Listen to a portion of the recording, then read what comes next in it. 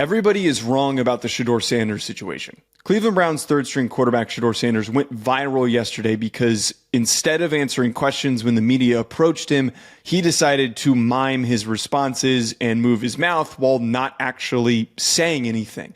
A lot of people overreacted to this. A lot of people said that it was immature, and many people assumed that this was a reaction to him not being named the starting quarterback. Dillon Gabriel, who was ahead of him on the depth chart and a fellow rookie who was drafted in the same class, was named the starter for the Browns' upcoming game.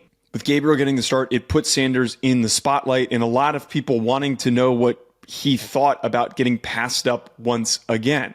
But it turns out that his decision to do this was nothing related to Dillon Gabriel. It was actually him responding to Rex Ryan, who made a comment about him on ESPN's morning program Get Up. This was the quote from Rex Ryan, and it clearly illustrates why Shedeur Sanders did what he did. This kid runs his mouth like, I could be a starting quarterback with his arms crossed like this. Get your ass in the front row and study and do all that.